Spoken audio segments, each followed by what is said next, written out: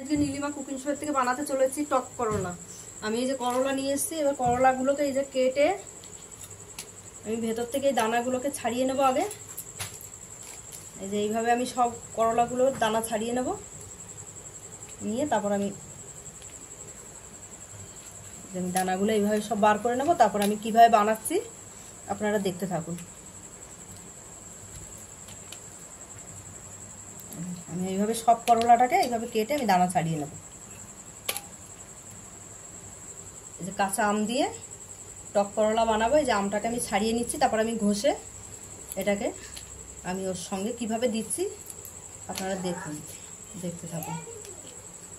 এই যে আমি সব রেডি করে নিয়েছি, যে আমটাও ছাড়িয়ে নিয়েছি, করলাটারও দানা ফানা ছাড়িয়ে একদম কেটে রেডি করে নিয়েছি। এবার আমি এটাকে ধুয়ে মশলাটা রেডি করছি, তারপরে এর ভেতরে মশলাটা ভরবো, আপনারা দেখতে থাকুন। এই যে আমি সর্ষে বেটে নিয়েছি 2টো কাঁচা লঙ্কা দিয়ে, আর এই যে আমি জিরা ধনের গুঁড়ো দিয়ে দিচ্ছি। মশলা দেবো ভেতরে,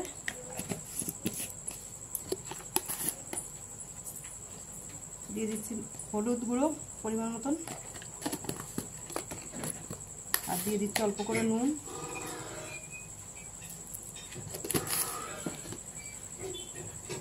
আমি দিয়ে দিলাম অল্প করে লঙ্কার গুঁড়ো। এটাকে দেবো আগে।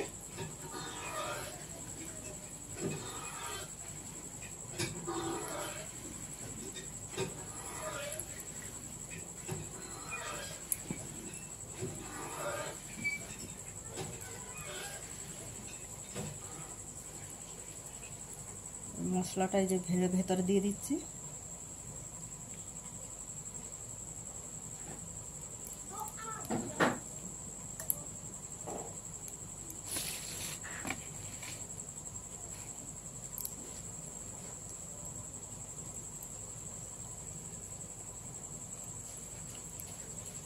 এক এক করে আমি সবটাতে দিয়ে দেবো মশলাটা।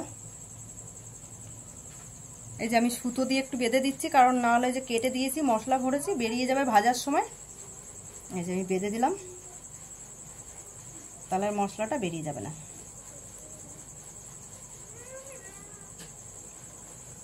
তবে আমি প্রত্যেকটাকে বেঁধে নেব। এই যে আমি আম পরিমাণ মতন ঘষে নিয়েছি,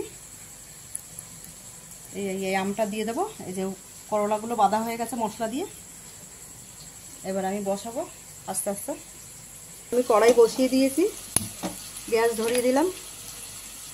আমি কড়াইতে পরিমাণ মতন তেল দিয়ে দিচ্ছি। তেল গরম হয়ে গেলে আমি এক এক করে উচ্ছেটাকে একসঙ্গে ভেজে নেবো আস্তে আস্তে। তেল গরম হয়ে গেছে, আর উচ্ছেটা দিয়ে দিচ্ছি এক এক করে।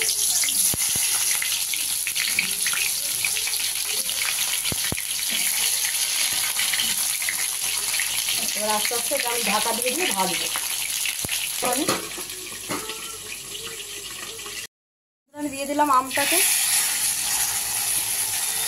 আমার উচ্ছেটা ভাজা, করলাটা ভাজা হয়ে গেছে। অল্প করে দিয়ে দেবো একটু লঙ্কার গুঁড়ো,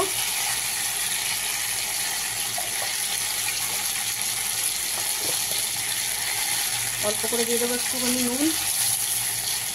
টক দিয়েছি তো, নুন না দিলে হবে না। দিয়ে দিচ্ছি অল্প করে একটু জিরার গুঁড়ো,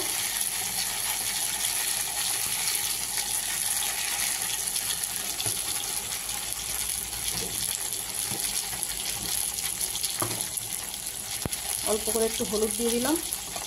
দিয়ে আমি নেড়ে চেড়ে ফের ঢাকা দিয়ে দেবো। অল্প করে একটু জল দিয়ে আমি ঢাকা দিয়ে দেবো উচ্ছেটা সেদ্ধ হওয়ার জন্য। অল্প করে জল দিয়ে দিলাম, দিয়ে এবার ঢাকা দিয়ে দিচ্ছি করলাটা সেদ্ধ হওয়ার জন্য। হয়ে গেছে বন্ধুরা আমার টক করলা।